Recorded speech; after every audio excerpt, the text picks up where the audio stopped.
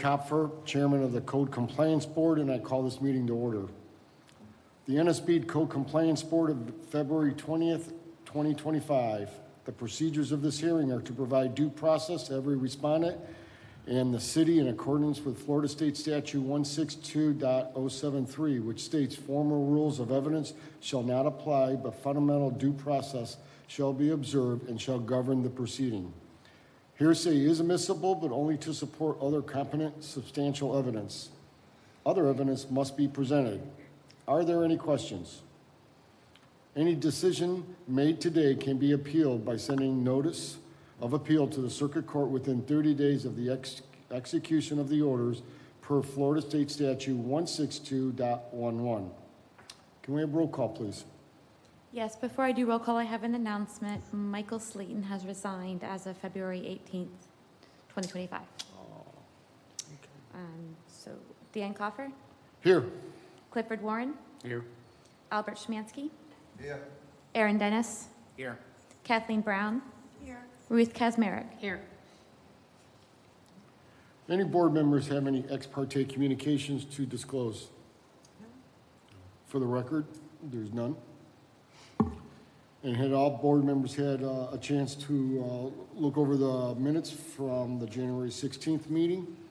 Yep. And if so, can I have a motion? I make motion, accept the minutes. Second. Dan Coffer? Aye. Clifford Warren? Aye. Albert Schmansky? Yeah, aye. Aaron Dennis? Aye. Kathleen Brown? Aye. Ruth Kazmarek? Yes. And can we have the swearing in of city staff, respondents, and any witnesses that may testify before us today? Please stand and raise your right hand. In the matter to which you are about to give testimony, do you swear to or affirm to tell the truth, the whole truth, and nothing but the truth? The witnesses have been sworn in. First case. So the first two cases, 4A and 4B, have been withdrawn. So we're going to go to 4C, which is case 0624, Wallace Road. John Parks presenting. Afternoon. Good afternoon. Case before you is dealing with parcel number 732401000102. It is a vacant parcel referred to also as the Wallace Road vacant lot. Case number CCSM 0624-2024. This property is zoned B2 neighborhood business neighborhood business. Excuse me. Violation cited was LDR 504.01 General Zoning Regulations B2. On October 23rd, 2024, the special magistrate found Homer and Myra Williams and/or entity in violation of LDR 504.01 and gave until November the 22nd, 2024 to bring the property into full compliance. If the special magistrate found that the violations were not corrected by this date, a fine of $100 per day shall be imposed for each day the violation exists. The magistrate order was posted on the property on October the 24th, 2024, and the order was mailed certified mail to the property owner and was returned as unclaimed. On January the 16th, 2025, the Code Board convened and heard this case as we were in the process of dealing with a magistrate issue, so it came to the Code Board. The Code Board ordered a compliance date of February the 1st, 2025. In the event the property was not in compliance on February 1st, 2025, the board would impose a fine of $100 per day shall be imposed for each day the violation exists, commencing on November 22nd, 2024, as per the order of the special magistrate from the October 23rd, 2024 hearing. Excuse me. The order was posted on the property on, excuse me, I have a little science going on, obviously. Okay. The order was posted on the property on January 17th, 2025. The order was mailed, certified mail to the property owner. It was signed for and accepted on January 29th, 2025. On February 1st, 2025, an inspection of the property found that the property was still in violation. Additionally, I made another inspection today just for verification and present to board.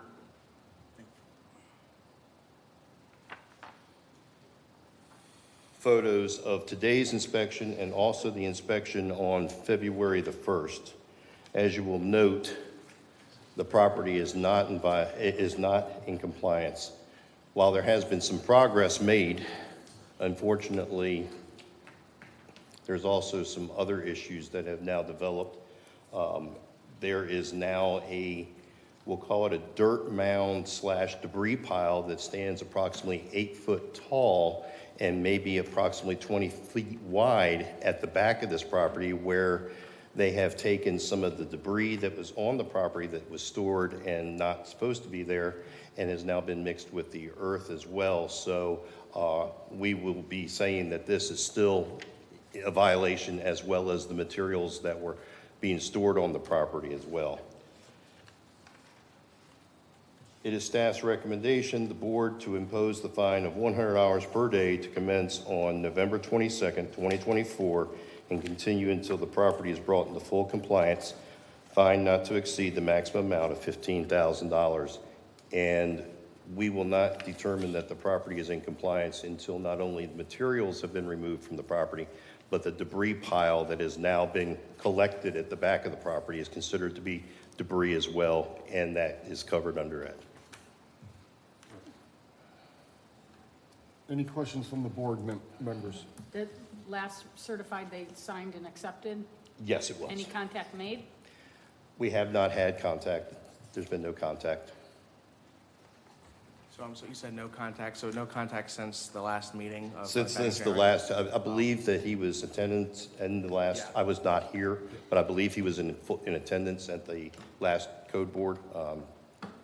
And I believe he is fully aware of exactly what needs to be done and why the violation is. We specifically asked him if that was going to be enough time, and he stated Yeah. on the record that it would get done. He stated through, pardon me. He stated throughout the process initially, he did not agree with our determination that there was a violation. It's his property, he can do what he wants with. However, throughout, he has recognized that the code does say something differently than what he thought, and he has always said that he can take care of it anytime he wants. Like I said, there has been improvement. You can see there's clearly improvement from when we go and look at the photos that I originally took. I'm not going to say that he has not made remarkable improvement. The problem is that this is a vacant lot. It has no designated use. It never should have occurred in the first place. And unfortunately, we do still to this day get complaints. And the neighboring property is the county and the county fire department, which is our main complainant in this. And it's a problem to them. So we feel that this really does need attention to be enforced. If I'm not mistaken, he even compiled it by moving the existing material and creating another hazard. There are other cases involved in the city that involve him for other code violations, and it has been noted that there might just be a coincidence, or it could be some of the same materials seem to be appearing at the same other locations in the city. So I'm not going to speculate. In all fairness, it wouldn't be fair to him. I'll speak of this property and this property only for that. Do we have a motion from the board? I move we accept the recommendation. I second it.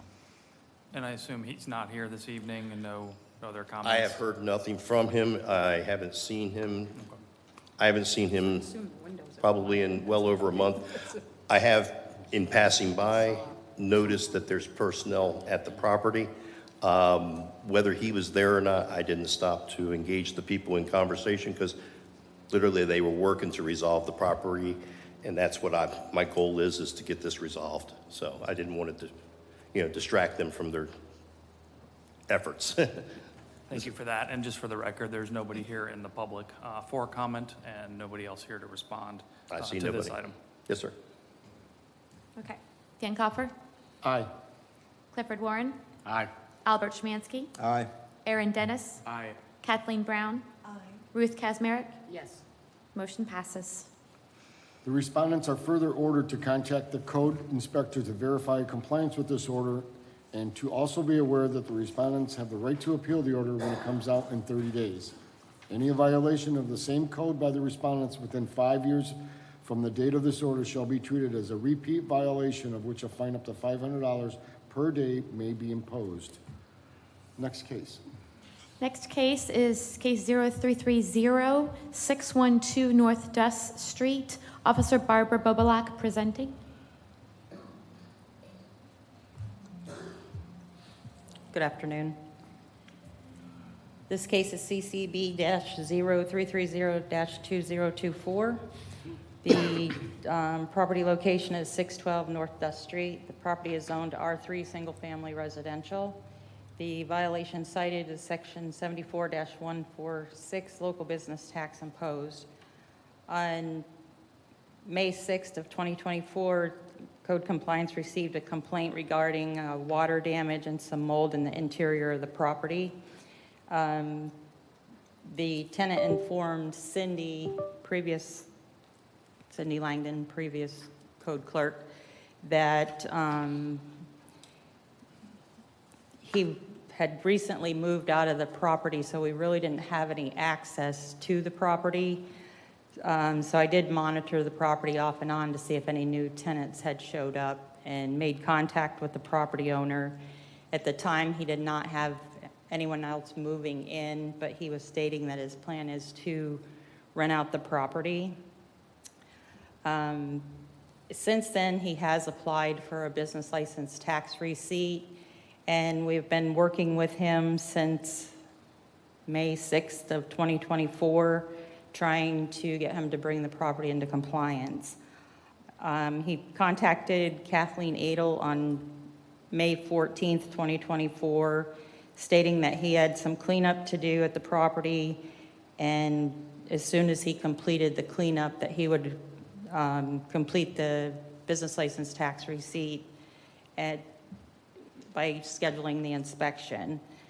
Several months had passed, and I had visited the property a couple times and could see that he had people over there working and trying to clean up debris and different things that happened during the storms.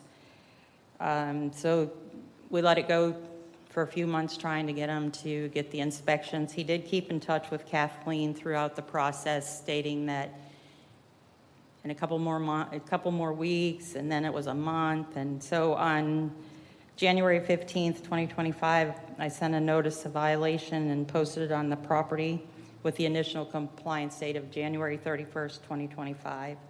Copy was posted on the property on the 16th of January. And the certified mail was accepted on the 17th of January, 2025. The property owner recently reached out to Kathleen again and stated that he should be able to get this inspection done by the end of this month. So my recommendation is to find the property in violation of Section 74-146 and give until March 7th, 2025 to bring the property into full compliance. In the event that he does not schedule the inspection and the business license is not issued, then he would receive a one-time fine of $250. Any questions from the board? Do we have a motion? So move. Second. Dan Coffer, Aye. Clifford Warren, Aye. Albert Schmansky, Aye. Aaron Dennis, Aye. Kathleen Brown, Ruth Kazmarek. Yes. Motion passes. Okay. The respondents are further ordered to contact the code inspector to verify compliance with this order and to also be aware that the respondents have the right to appeal the order when it comes out within 30 days. Any violation of the same code by the respondent within 5 years from the date of this order shall be treated as a repeat violation of which a fine up to $500 per day may be imposed. Okay, And for the record, no one's present for this case. all right. Okay, any questions among the board members? Our next meeting will be April 17th, or April 17th, I'm sorry. April? March? No, we got a meeting in March. March? Oh, no, I'm sorry. You don't get a spring break. I was reading what she wrote. After she told you. She told me not to read. Teresa, you put it there. Sorry. You were My just fault. You were testing me. You I'm said you sure- weren't going to read it anyways. It was a test. Let's see if you're awake. I'm sorry. It's March 17th. No, March 20th. 20th. March 20th. I'm sorry. Thank you. For the record, March 20th. Okay. All right, I will call this meeting to an end then. Thank you. Thank you. Thank you.